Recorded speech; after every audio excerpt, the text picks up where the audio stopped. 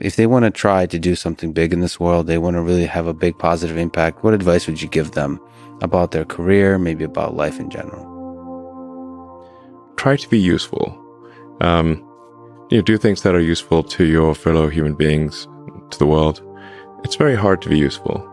Are you contributing more than you consume?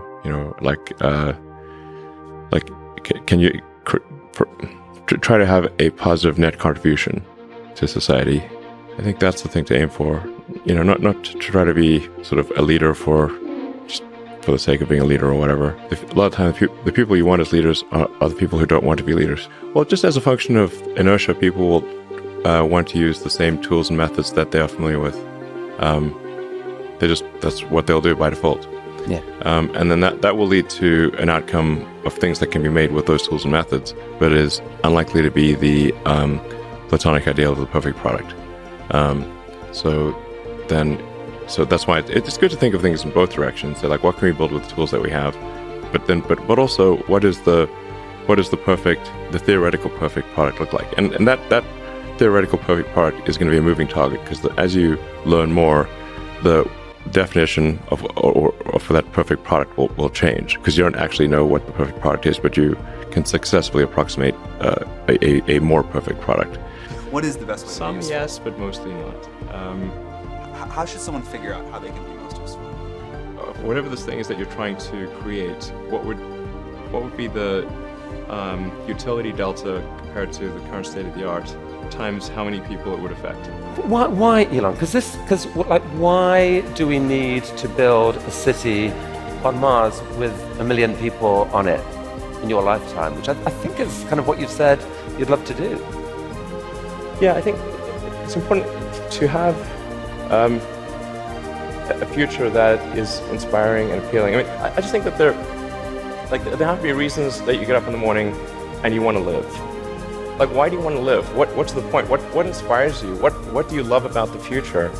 And if we're not out there, if the future does not include being out there among the stars and being a multi-planet species, I find that it's incredibly depressing if that's not the future that we're going to have. I look at the future from a standpoint of probabilities. It's like a branching stream of probabilities, and there are actions that we can take that affect those probabilities, or that accelerate one thing or slow down another thing, introduce something new to the probability stream. Sustainable energy will happen no matter what. If there was no Tesla never existed, it would have to happen out of necessity. It's tautological. If you don't have sustainable energy, it means you have unsustainable energy. Eventually, you'll run out.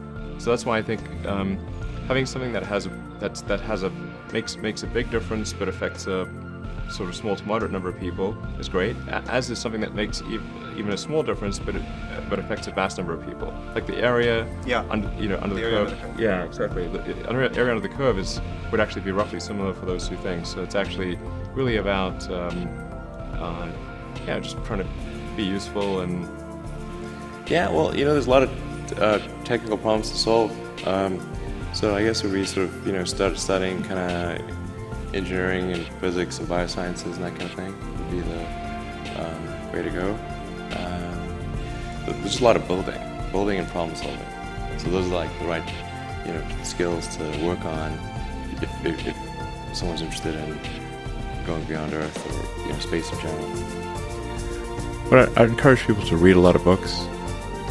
Just read, basically try to ingest as much information as you can, and try to also just develop a good general knowledge. So you at least have like a rough lay of the land of the knowledge landscape. Try to learn a little bit about a lot of things. Because you might not know what you're really interested in. How would you know what you're really interested in if you at least aren't doing a peripheral exploration broadly of the knowledge landscape? And you talk to people from different walks of life and different industries and professions and skills and occupations. Just try learn as much as possible. Man's search for meaning. and then try to find something where there's an overlap of your talents and what you're interested in. So people may be good at something, or they may have skill at a particular thing, but they don't like doing it. So you want to try to find a thing where that's a good combination of the things that you're inherently good at, but you also like doing. If you want to do something really innovative, you have to apply a sort of first principles analysis, and don't reason by analogy. Analogies are referencing the past. First principles means you look at the most fundamental truths in a particular arena, and the things that really are almost indisputably correct, and you reason up from there to a conclusion. And if you see that conclusion is at odds with what people generally believe, then you have an opportunity. Well, I think it's important to, this may sound trite, but to apply critical thinking to what one is doing, and yet it is amazing how often people fail to do that. I think wishful thinking is innate in the human brain.